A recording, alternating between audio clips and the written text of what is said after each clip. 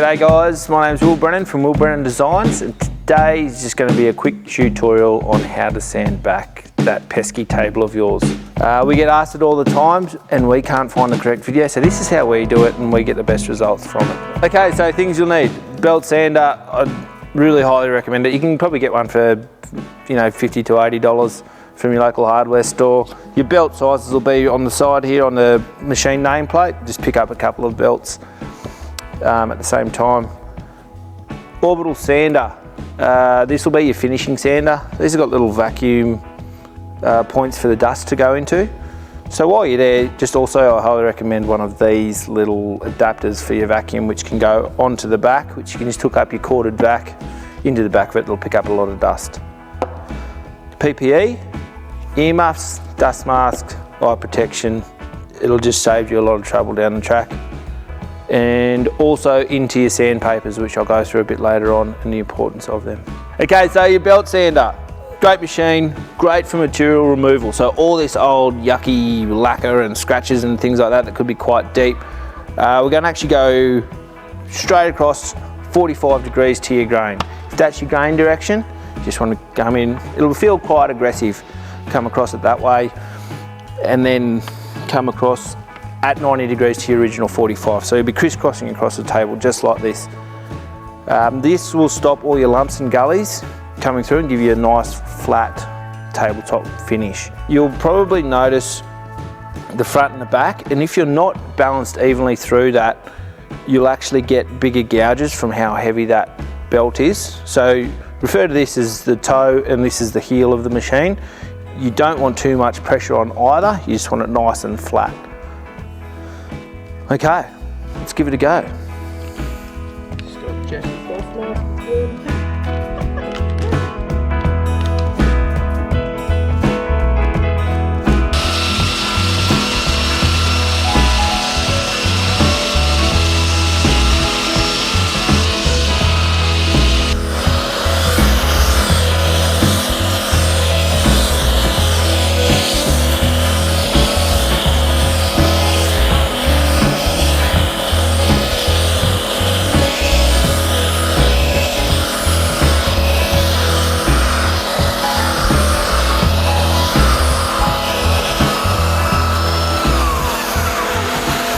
Okay, so I've just finished the belt sanding. As you can see, all the scratches in there. That was with a 60 grit belt, which has done exactly the job we wanted to. Now it's nice and flat, removed all that lacquer, any scratches, and any stains.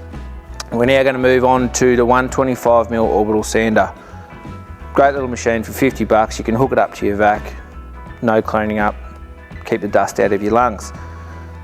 With that, you'll need sandpapers. So 125mm, as you'll see, it's got these little holes where that dust can actually get picked up and sucked through the vac. We're going to be using 80 grit, 120 grit and 240. These are your most common, so you're probably going to find these at your hardware store. The way this works, it spins around and around. When you're moving it, it's going to actually leave squiggle patterns, and that's how it's going to bite out. If you don't get rid of all those squiggles, it's going to show through when you're sanding. So the aim is to firstly to get rid of these scars from the belt sander, which you'll use an 80 grit. We'll do that just right. This 80 grit will leave squirrely little pigtail marks. So you want to go from an 80 to a 120. The longer you use an 80 grit, the closer it'll go to a 120. The same with a 120 to a 240. Easiest way to put your pad on, lay it directly on the tabletop, come down, sit it straight on. It's a hook and loop system, so it's going to be Velcro and it's going to hang on there itself.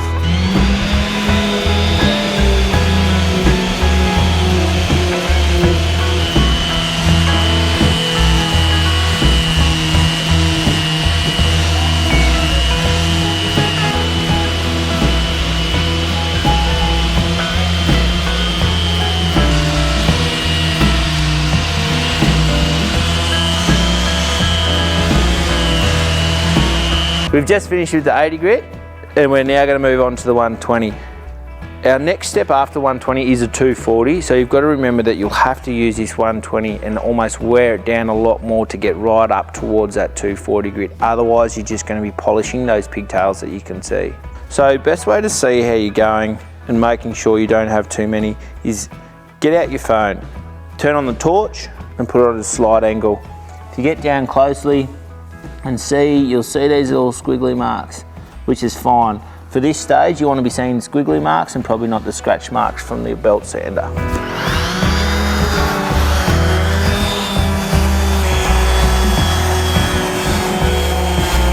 Okay, so I've just finished with the 120. We've really got to remember about the toe and the heel of the machine. You want to keep it really flat. We've got it nice and flat with the belt sander, but if we're working in one general spot, we're going to gouge that area. So remember, if you do have to work on a spot, just work it right out and around so you keep that nice flat surface. We're going to go on to a 240 now, so just get your phone out and double check for those pigtail marks, and we'll keep pushing ahead.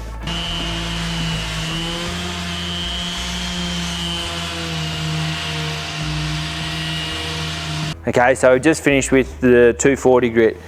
Now it is really easy to feel it and go, oh, it's really nice and smooth, and you think you're finished, but I really encourage you to take that bit of extra time with your phone and look for those pigtail marks. Unfortunately, sometimes the only time you will find the pigtail marks is when you're oiling. So just take that little bit extra time on your 240 grit and you'll be fine.